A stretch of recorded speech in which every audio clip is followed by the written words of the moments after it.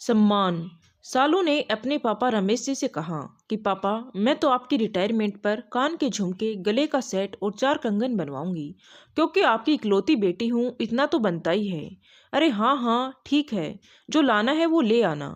और हाँ, कल तुम शॉपिंग करने जाओगी तो मेरे स्टाफ वालों को देने के लिए 1000 रुपये तक की रेंज में कुछ अच्छे से गिफ्ट भी ले आना। ये क्या बोल रहे हो पापा आप? 1000 रुपये तक का गिफ्ट? 25 लोगों का स्टाफ है आपका, और 25 लोगों के 25,000 रुपये हो जाएंगे। क्या जरूरत है पापा इतने महंगे गिफ्ट देने की? तभी रमेश जी ने कहा, बेटा, इतने साल उन लोगों के साथ काम किया है तो इतना तो बनता ही है।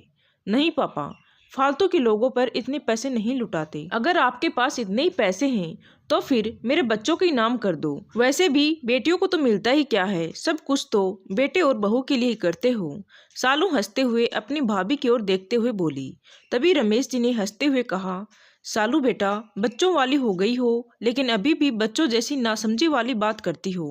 तुझे भी तो तेरी पसंद की चीज दिला रहा हूं ना। और हाँ, मेरे नातिन और पोते के लिए भी मैंने सोच रखा है, तू टेंशन मत ले, तुझे खुश करके ही भेजूंगा। तभी सालू नाराज होते हुए अपनी मम्मी से बोली, देख लो मम्मी, मैं तो आप लोगों की भलाई की बात कर रही हूँ और पापा मुझे ही बेवकूफ़ बता रहे हैं। अगर आपको मेरी सलाह माननी नहीं थी तो फिर मुझे क्यों बुलाया यहाँ? तभी सालू की मम्मी सुमित्रा जी ने अपने पति रमेश जी से कहा, आप भी नाराज कर दिया ना सालू को। अपने सारे काम छोड़कर हमारी मदद करने के लिए आई थी बेचारी। वैसे गलत भी क्या कहा सालू ने, आपके स्टाफ के और लोग भी तो रिटायर हुए हैं आपसे पहले। आपको तो कभी भी किसी ने इतने महंगे गिफ्ट दिए नहीं।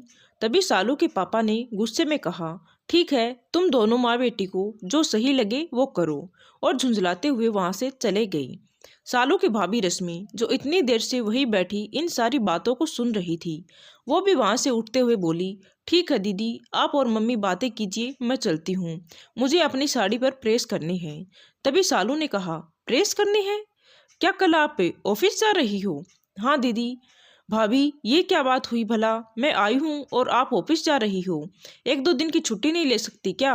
नहीं दीदी, छुट्टी नहीं ले सकती हूँ, क्योंकि मेरी साथ वाली भी कल एक रिटायरमेंट हो रही है, इसीलिए जरूरी है जाना। और वैसे भी कल आप और मम्मी तो शॉपिंग के लिए चले जाओगे और शाम तक आओगे, तो तब तक तो मैं भी आ ही जाऊंगी। ये कहकर रश्मि वहां से उठकर चली गई। तभी सालू ने अपनी मम्मी से कहा, देख लिया मम्मी, काम से बचने के बहाने हैं भाभी के ये। वैसे भी उन्हें मेरा यहाँ आना कौन सा पसंद है।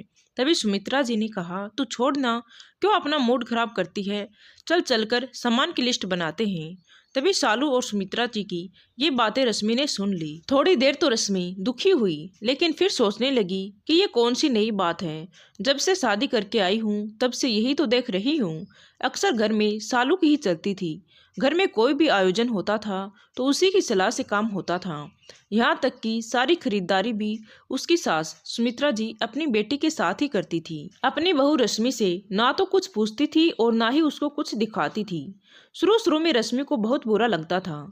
1-2 बार उसने अपने पति से कहा भी, लेकिन वो बेपरवाही से बोले, अरे यार, अच्छा ही है ना, तुम मार्केट में धक्के खाने से बच जाती हो।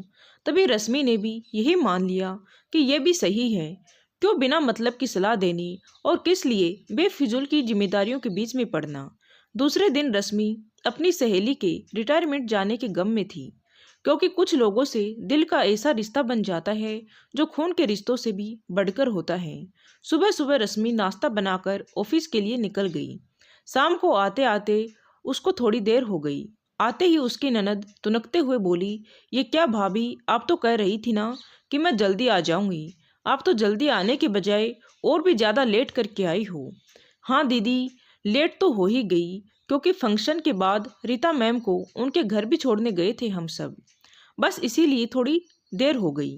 तभी सालू मुंह बनाते हुए बोली, कोई नहीं भाभी, हम तो घर के ही हैं, आप तो अपने भाई बंधु निभाओ, घर वालों की कौन इज्जत करता है। तभी रश्मि ने कहा, नहीं दीदी, ऐसी बात नहीं है, बस जरूरी था इसीलिए जाना पड़ा। तभी रश्मि के हाथ में गिफ्ट को देखकर सालू ने कहा, ये आपके हाथ में गिफ्ट है क्या भाभी? दिखाओ तो जरा, क्या गिफ्ट दिया है आपकी रीता मैम ने? हाँ हाँ, क्यों नहीं दीदी, कहते हुए रश्मि ने वो गिफ्ट सालू को दे दिया। सालू ने जैसे ही वो गिफ्ट खोला तो उसे देखकर खुश हो गई और बोली, वाह भाभी, इतनी सुंदर साड़ी, ये साड़ी तो भाभी आप मुझे ही दे दीजिए, तभी रश्मि ने कहा, हे भगवान, रीता मैम ने कितना खर्चा कर दिया हम सब पर। इतनी महंगी साड़ी देने की क्या जरूरत थी। तभी उनकी ननद शालू तंज कसते हुए बोली, तो क्या हुआ भाभी, इतना खर्चा कर दिया तो लाखों रुपए मिलेंगे उन्हें रिटायरमेंट पर। थोड़ा बहुत खर्चा भी कर दिया तो क्या फर्क पड़ता है। वैसे भी इस साड़ी पर रेट 2000 लिखा है, तो इतनी साड़ियाँ एक साथ ली हैं तो हजार हजार में आ गई होंगी। तभी रश्मि ने कहा, दीदी, गिफ्ट महंगा हो या सस्ता, इससे कोई फर्क नहीं पड़ता। फर्क पड़ता है देने वाले की भावनाओं से। रीता जी अगर इतना महंगा गिफ्ट नहीं देती तब भी हमारे लिए उनकी नज़रों में वही सम्मान रहता। वैसे दीदी एक बात कहूँ, रिटायर तो सभी होते हैं और सभी को अपने रिटायरमेंट पर लाखों रुपए मिलते हैं, लेकिन बहुत कम लोग होंगे जो दूसरों पर इतना खर्चा करते होंगे। अपनों को तो सभी देते हैं, लेकिन दूसरों पर जो खर्च करे उसे ही दिलवाला कहा जाता है। इसीलिए बोल रही हूँ दीदी, पापा जी आपको तो जिंदगी भर ही देंगे, लेकिन अपने साथ वालों को तो बस एक ही बार गिफ्ट देंगे ना, तो क्यों फालतू में आप बीच में अपनी टांग अड़ा रही हो। रश्मि की बात सुन सालू का चेहरा फीका पड़ गया और उससे कुछ कहता ना बना। वह चुपचाप अपने कमरे में चली गई।